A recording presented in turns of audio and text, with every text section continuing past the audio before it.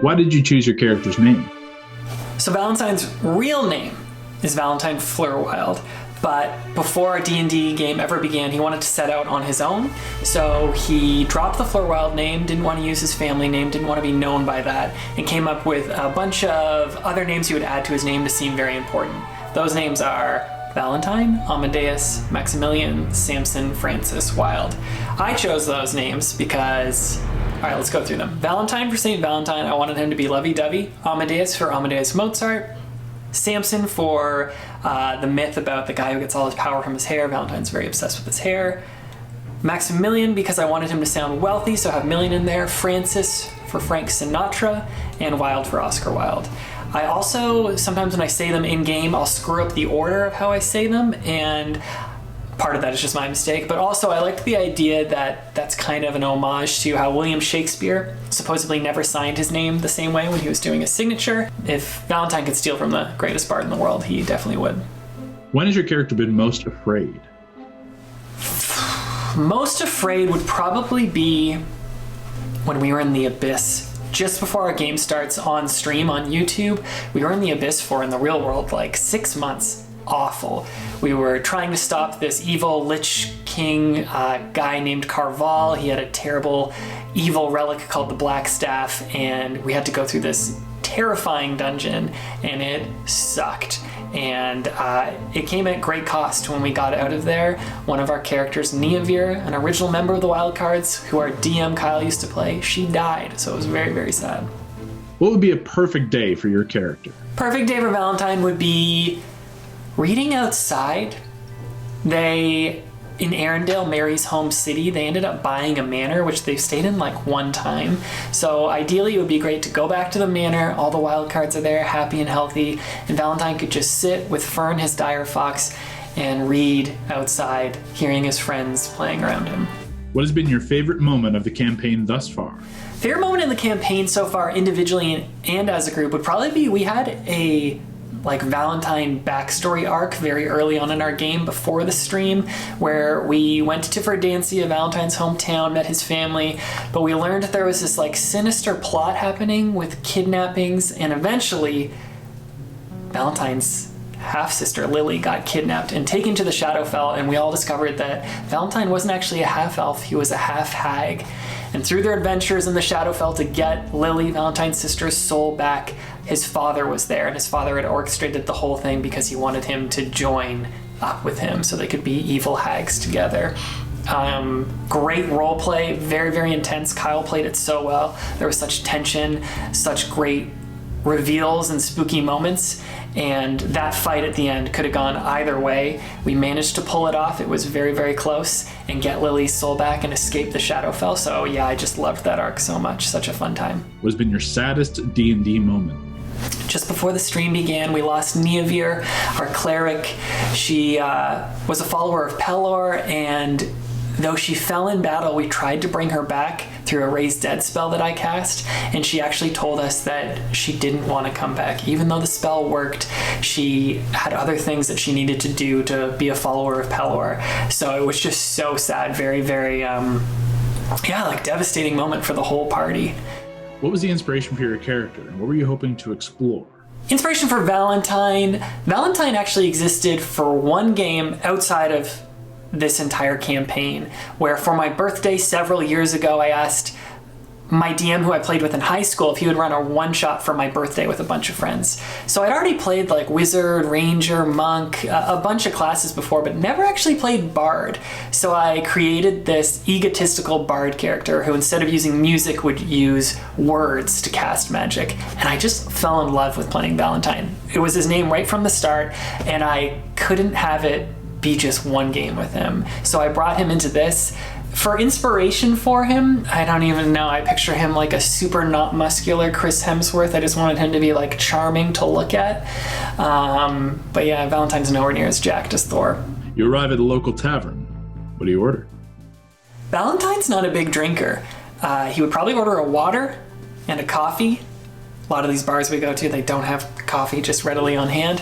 So if he was forced to drink something, he would probably choose a elegant elven wine. But lately in our game, the stakes have just been so high that Valentine does not want to get drunk at all, especially with the pirate twins. They're getting hammered all the time, so he wants to have his faculties about him. What was your character's childhood like? Valentine had a well-off childhood, but he never really felt like he fit in.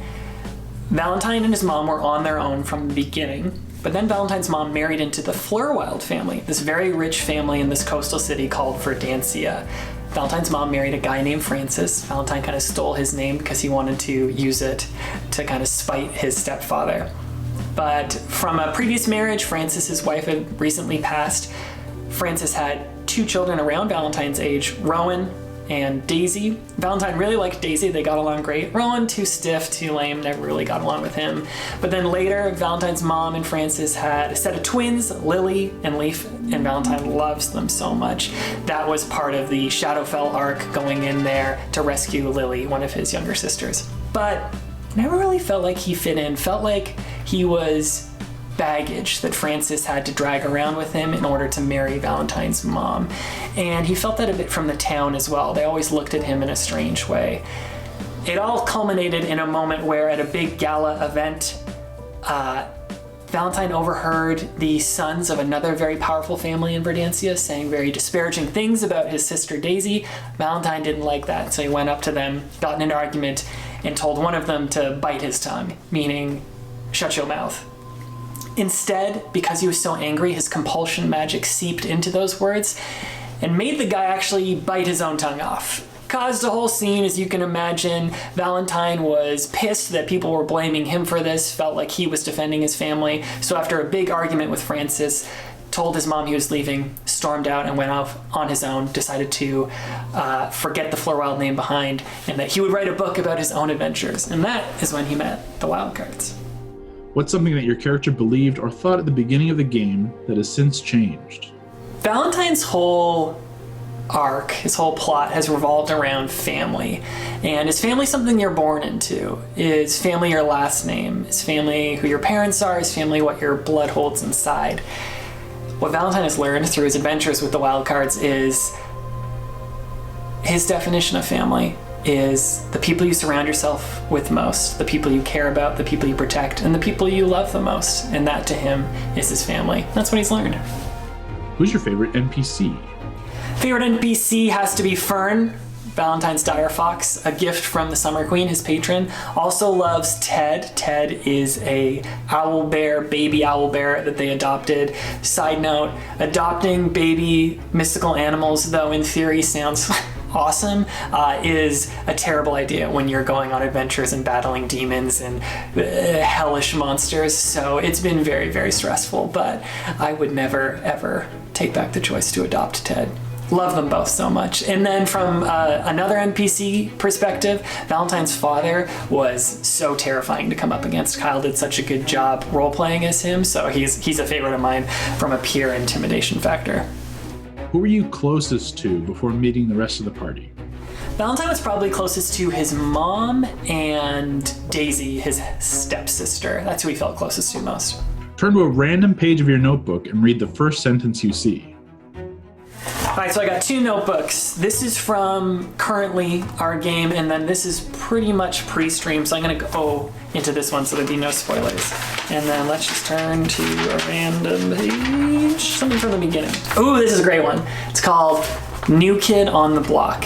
November 3rd, 2018. It says, Alana Brawlin, Goat, Keith. It says $5,000, that sounds great. And then later on down here, a couple NPC names. It says, Gord finds mysterious ruby with black line inside. Gord is always finding very sinister, spooky stuff. But this New Kid on the Block, this was Allie's first game with us. She wasn't part of the founding 4 of the Wildcards, that being Gord, Hondo, Mary, and Val. But yeah, that was when she first joined us, and we never looked back. Who of the Wildcards would you trust with your life? Trust with my life? Mary. I would trust her the most. Who's the most mischievous? We have a lot of mischief in this group. Hondo, for sure. He's just always up to random stuff. Gord has such a secret, sinister past. But you know what? Lavendar is a... Lavendar. You know what, though? Lavender is a dark horse. She has brought such mischief and trickery to our party that I think I would actually say her. She definitely is the most mischievous. Who in the Wildcards is most likely to betray the party? Most likely to betray the party. Hondo does it on the regular. He's always betraying the party, but that's just too easy of a choice. I would say I am terrified for the day that Gord's secret pact with Orcus, the Demon Lord, comes to fruition, comes to the reality of the Wildcards, and that his god makes him choose between the party and being a follower of him. That's just terrifying. But Valentine doesn't know any of that. Valentine just thinks Gord gets his power from something he doesn't understand, but that Gord's his best friend and he would never betray the party, right? Need a wingman for a date. Who do you choose? Wingman for a date? Just me. I would just look at myself in something shiny, feel very, very confident, and then walk up to whoever I need to. You get in a street fight. Who do you want at your back? Street fight? Probably Mary. She grew up on the streets. She's tough as hell. Valentine would just hide and cheer her on from the shadows. You get arrested. Who do you ask for? You would think you would ask for the rogue, the thief who could bail you out of jail. But we have the worst rogue thief in existence, Hondo the Blue. He would likely be in jail way before you. So he's complete write-off. Mary is not great at talking to people. It wouldn't work. Lavender is sometimes good at talking to people, but then sometimes her magic just goes off by accident. So that's stress. I would choose Brawley. Brawley's so sincere. She's very charming, and if it didn't go well, she could either rip the iron bars off your jail cell or just punch her way out of there. What's your favorite part about playing D&D? Favorite part about D&D is the collaborative storytelling element. I love getting together with my best friends every week almost and getting to escape into a fantastical world to tell these stories. It's very strange times we're living through right now. The pandemic is still all around us, but to be able to slip into another world with some of your closest friends where you have the power to change it for the better, for the good, and to defeat evil forces has been such a fulfilling blessing as we move through these unprecedented times.